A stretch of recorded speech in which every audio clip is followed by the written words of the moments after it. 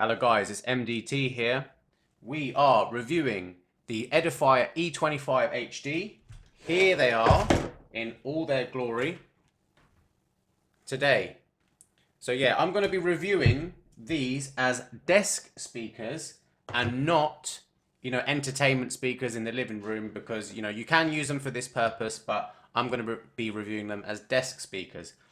I have connected these mainly by auxiliary aux.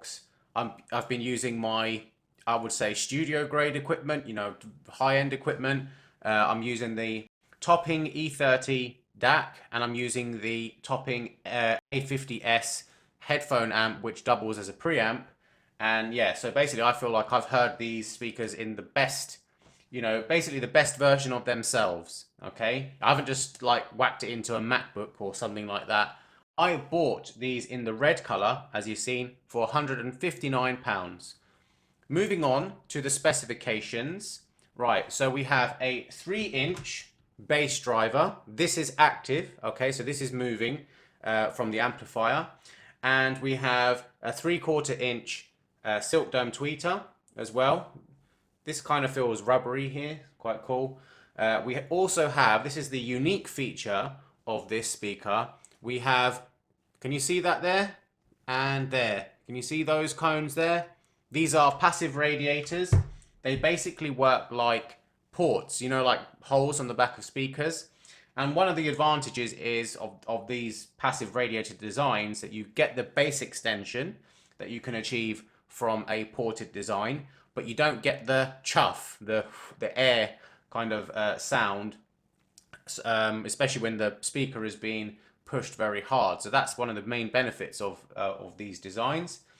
So yeah, Edifier claim that the bass extension can go down to 50 Hertz. Okay, 3-inch drivers, by the way. So I was like, what? When I saw that. But then they say plus or minus 6 dB. Never heard that figure before. Usually it's plus or minus 3 dB. But they write plus or minus 6 dB. I've heard minus 6 dB. But anyway, I just thought that was interesting. Other specifications of this, Bluetooth connection, so they're wireless, 4.0 I believe. I think that's okay. It also has an auxiliary aux connector at the back, which I've been using because I've connected it directly to my preamp. And it also has a digital output as well via the mini Toslink connection. So what about the power output? So the power output, apparently it's 15 watts for the treble. It's 22 watts for the bass driver, or mid-bass driver, which means a total of 37 watts per speaker. We're not told if this is RMS wattage, we're just told a number. So I wouldn't be surprised if this is a peak wattage number, because 37 watts per speaker is a lot. That makes a lot of noise anyway. Okay, even though it doesn't sound like a lot. So yeah, it comes with a remote control. Here's the remote control, right? And just basic. It's just up, down on the volume, and then a power slash standby button. Looks all right. It's plastic. It's not real metal. I don't really care anyway about that. And yeah, the only thing is it's a bit cheap sounding. I don't know if you can hear that. Yeah, it doesn't really matter. I don't really care. So yeah, on the side of the Edifier E25 Luna, it's called the Luna as well, HD. We have touch sensitive buttons as well for the same functions that's on the remote, volume and power. So yeah, obviously I prefer the remote. You don't have to go to the speakers. And then obviously with a touch sensitive thing, you have to hold your your finger down, and you don't get quite the precision over the volume. There's no readout on the speakers as well, so you don't know what volume you're at or anything. So yeah, I mean, it's good that it's there though. Better than a volume dial, because these wouldn't look as good if they had a volume dial, I think. So yeah, I think don't change that. That's fine. I think it's fine. I think other people don't like it, but I don't care. Right, onto the design. The design, I think, is the main selling point of this speaker. I got it in the red gloss finish because, like to be different, as you do. It has a rubberized bottom as well, which is cool. Would expect that anyway, but just little things. It's nice. Yeah, we've got the cutout for the passive radiators on the back here with the like metal column thing that's connecting them. I think that's cool. It looks cool. The whole design looks really nice. And it reminds me of the Kef eggs. If any of you are into hi-fi or home cinema, if it reminds me a bit of the Kef eggs. Anybody saw those? They feel quite solid. You know, it doesn't feel like hollow inside or anything like that, which is good. There's a green light at the front of the right speaker, which is the main speaker.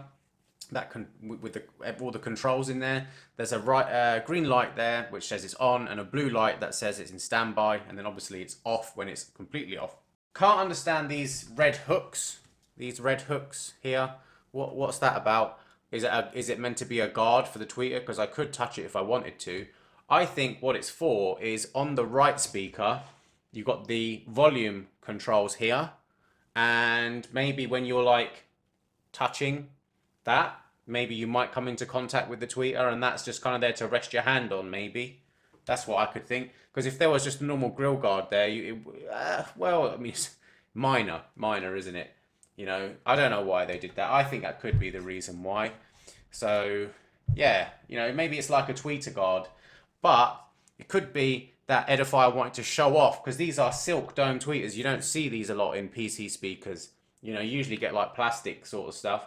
And yeah, these are silk dome tweeters, so maybe they thought if we put a guard on there, the customer's not going to see what it's all about. So yeah, I like to see the tweeters, so fine, if that's what you want to do.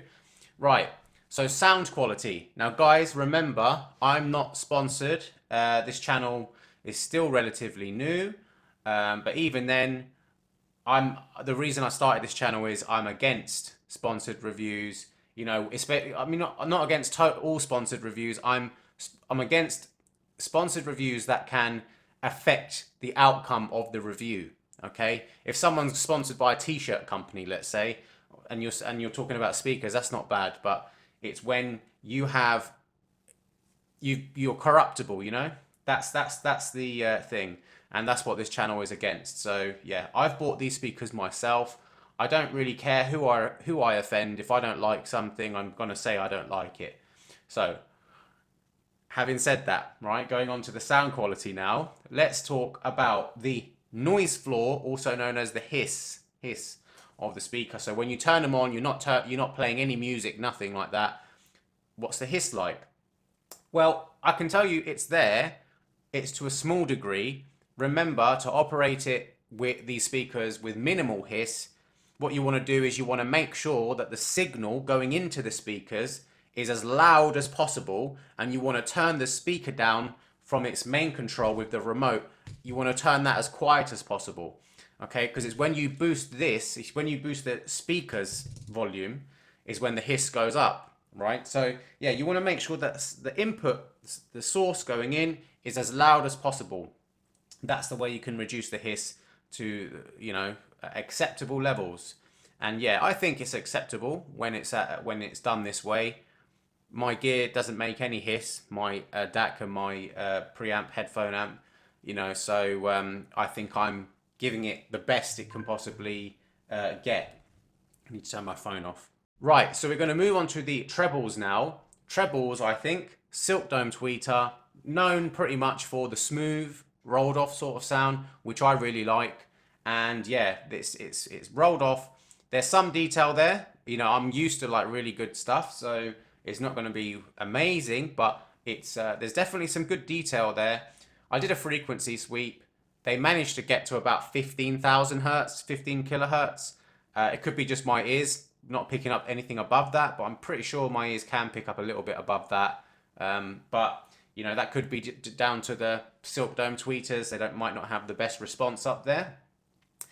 Yeah, but they don't sound super sparkly, which I don't really like, you know, that illusion of high fidelity, as it were. When I first heard them, I thought immediately, don't know why, but something in me said Wharfdale Diamond 9.1s. I don't know if anyone remembers this speaker.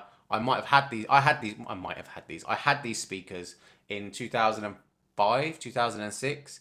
Okay, they're one of my first ever speakers getting into hi-fi. And yeah, it's the first thing I remember when I turned these on. I thought Wharfdale Diamond 9.1. Obviously, it doesn't sound exactly the same, but that's the sort of sound signature I got from these. Okay, especially with the trebles. Mid-range wasn't too bad, actually. I've heard other channels on YouTube describe the mids as thin sounding. Wouldn't call it thin sounding. Maybe slightly lower resolution, maybe lower resolution. Male voice in the lower mids is a tad boomy, but it's still clear, okay? And yeah, moving on to the bass, right? A lot of you are here for the bass, I'm pretty sure, because how can a speaker like this make good bass? Now, the bass surprised me a lot, okay? And in fact, it has too much bass, if you want to be funny. You know, if you want to be, what's the word? Purist. It has too much bass. I did a frequency sweep. I know a frequency sweep is not the 100% best way to measure performance of speakers, but I just wanted to see. And I saw that the bass was pretty consistent down to about 60 hertz and maybe 50 hertz, so a respectable 50 hertz. So I believe Edifier's spec when they say 50 hertz. I think it was actually good. Surprised. Bear in mind that I'm at a desk. This is desk volume, not far away from the speakers, but the room itself is, what is it? 15 meters squared, 15 meters squared, something like that. So it's not like a small room. The bass has still got to pressurize the room somehow, you know. So yeah, but there are some very obvious peaks in the bass. When I did the frequency sweep, around 130 hertz, the bass goes woof, like up like crazy, and somewhere around 200 hertz too is another area. I think that, you know, it could be room nodes, could be room, you know, that's doing it, but I think that Edifier has tuned this into the speaker. Yeah, I think they've boosted it. It could be because of the passive rads are tuned to a specific frequency. Could be that. But you know, it's a slight bit of bass boost. It's not like you know, unlistenable sort of thing. You know, in a lot of applications, it improves things like games, for example. You know, you can't be a purist in every application. This is a 159 pair of speakers. What more do you want? You've got speaker, you've got DAC on board, you've got a really nice design, £159 with the VAT. Don't forget, take the VAT off, you know.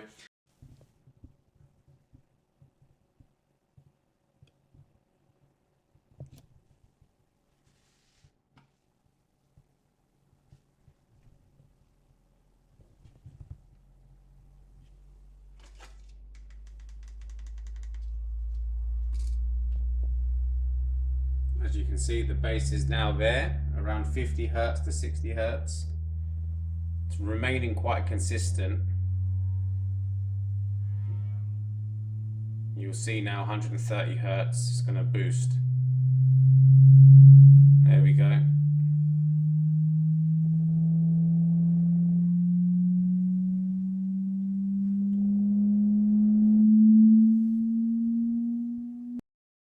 I just wish they made a pro version of these speakers, 350 quid, and the bass was more kind of resolving, and the, you know, you know, just maybe it was just a little bit more resolving, a little bit more hi-fi. I would buy them like that, you know, if there were a pro version, I would definitely get it. Playing games, like I said, it makes it more fun. It sounds like there's a kind of a mini subwoofer on, and yeah, I even threw some THX demos at this Edifier, and yeah, it was actually quite good. I've heard speakers that you know, I've heard speakers sound worse. Basically, the bass I was quite impressed with, just the quantity. Okay, not the quality. Quality was okay.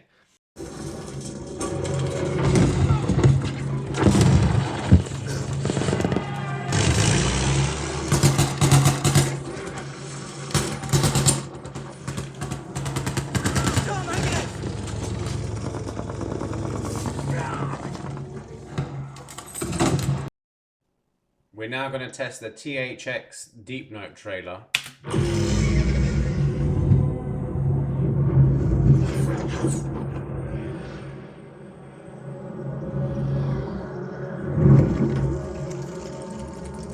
I have to say, very impressed with this bass. I can't believe it's actually making this.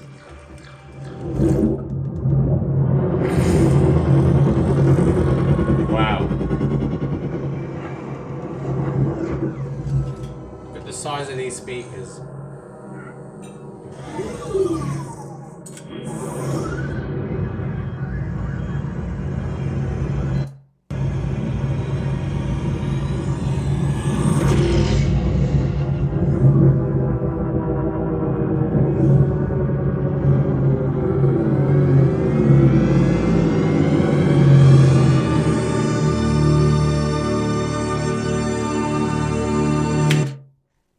I'm impressed with that. Yeah, I was not expecting that from this speaker, so that's good. Now, how else does it? What's the other way it achieves the bass? Edifier have put a DSP, okay, a digital sound processor into the speakers, right? So what that's doing is it's adjusting, so it knows that the speaker is weak in bass because of its design. It can't be good at bass standard. That's physics. So it's boosting those lower frequencies with equalization, and that's how it's doing it.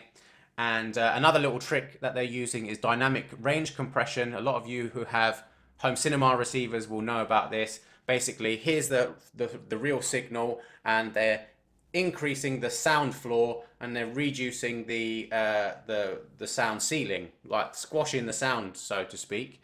And what you get there is you get an audio that sounds a little bit more boxy, but the bass is all kind of, it sounds louder. Yeah, it's basically the bass is louder at lower volumes, essentially. That's basically what's happening. So yeah, I'm all right with it. What is it? It's a pair of speakers for your desk or, home entertainment. I'm all right with that.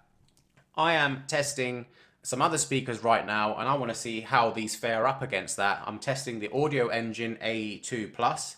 I'm testing the M Audio BX3. So they're into music technology company M Audio, if you heard of them. And I'm also testing the Edifier, another Edifier, the E10 Exclaim, which is right here.